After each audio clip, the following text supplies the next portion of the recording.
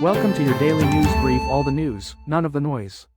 Like and subscribe to keep up. Homeland Security will paint the southern border wall black to deter illegal crossings. This initiative, suggested by President Trump, aims to increase the wall's temperature and make it harder to climb. The black paint will also help prevent rust and contribute to the wall's overall effectiveness. Homeland Security continues to construct about half a mile of barrier daily, adapting the design to the varying terrain. Brio Italian Grill in Crabtree Valley Mall has permanently closed after operating for over 15 years.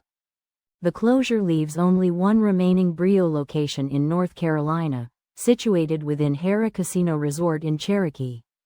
The Raleigh restaurant, similar to other Brio locations nationwide, was situated in a major shopping mall and closed abruptly this week.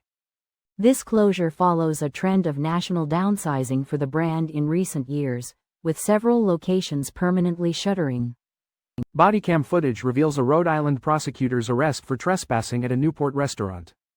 The prosecutor, identified as Special Assistant Attorney General Devin Hogan Flanagan, repeatedly asked officers to deactivate their cameras.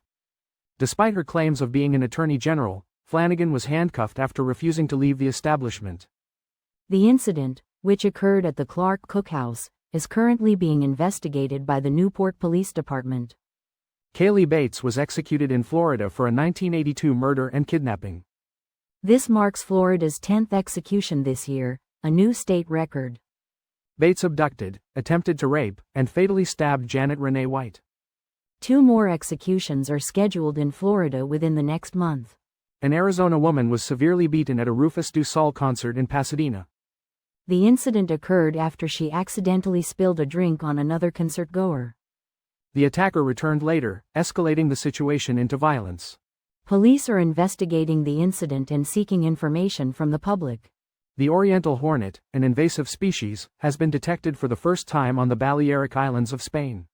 This marks an eastward expansion of the hornet, which was first found in mainland Spain over a decade ago. Experts believe the hornet likely arrived through maritime cargo transport, posing a threat to local honeybee populations. The larger size and venom dose of the Oriental hornet compared to the Asian hornet increases the risk of anaphylactic shock. President Donald Trump has invested over $100 million in bonds since his second term began. These investments, disclosed this week, include corporate bonds from companies like Meta and Wells Fargo. He also purchased municipal and state bonds, broadening his investment portfolio considerably. The disclosure does not specify exact amounts but indicates over 600 purchases since January 21. Former WKYC television meteorologist Holly Strano has secured a new position with Mix 94.1 Radio in Stark County.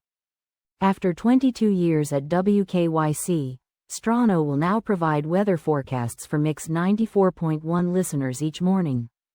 The station describes Strano as an Emmy-winning mental health advocate and seasoned television professional. Strano also continues her work with the Abruptly Authentic podcast and forecasts for Southern radio stations. The Islamic Revolutionary Guard Corps suffered significant losses in a recent confrontation with Israel. This conflict, the most damaging in the Corps history, necessitated a restructuring of Iranian strategy. Despite these setbacks, the Corps has become even more crucial to the Islamic Republic's continued existence. This analysis comes from observers following the aftermath of the impactful 12-day bombing campaign. India suspended its 11% cotton import duty until September 30, signaling cooperation with the United States on trade concerns. This temporary suspension aims to alleviate pressure on India's garment industry and potentially benefit United States cotton growers.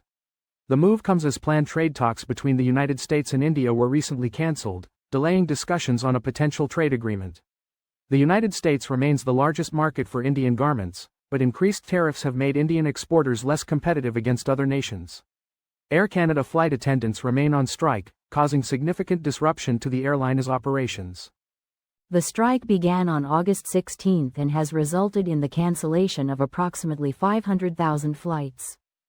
The Flight Attendants Union is demanding better wages and improved working conditions from Air Canada. Negotiations between the union and the airline are ongoing, but no resolution has been reached so far. A new study reveals lithium deficiency may contribute to Alzheimer's disease development. This decade-long research indicates lithium occurs naturally in the brain and supports healthy cell function. Scientists discovered lithium loss in the brain is an early change leading to Alzheimer's, accelerating memory decline. Researchers found a new lithium compound, lithium orotate, may restore memory and avoid amyloid plaque capture. Former Russian President Dmitry Medvedev commented on European leaders and their interactions with former United States President Donald Trump. Medvedev stated that these leaders had not succeeded in outmaneuvering Trump within his own political sphere of influence. He also raised the question of how Ukrainian President Volodymyr Zelensky would address territorial matters and security assurances. This query arose after Trump indicated the United States would assist in guaranteeing Ukraine's security in a peace agreement. China is reportedly considering authorizing yuan-backed stablecoins to promote global yuan usage. This potential shift contrasts with China's previous ban on cryptocurrency activities. The government aims to boost the yuan's international role amidst the United States' dollar dominance. This initiative aligns with similar stablecoin explorations in other Asian countries like South Korea and Japan. Floridians are advised to avoid touching bright pink egg masses belonging to invasive apple snails.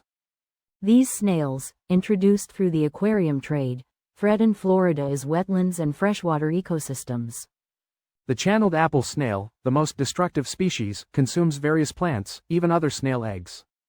Citizens can help by reporting sightings and carefully removing egg clutches while wearing gloves. Prime Minister Netanyahu criticized Australian Prime Minister Albanese for abandoning Australia's Jewish community. This criticism follows Israel's revocation of visas for Australian diplomats to the Palestinian Authority. The revocation comes after Australia recognized a Palestinian state and cancelled an Israeli lawmaker's visa. Australia's foreign minister called the visa revocation an unjustified reaction by the Israeli government. Thank you for listening. Stay informed, stay aware, and join us again for more updates that matter. Until next time.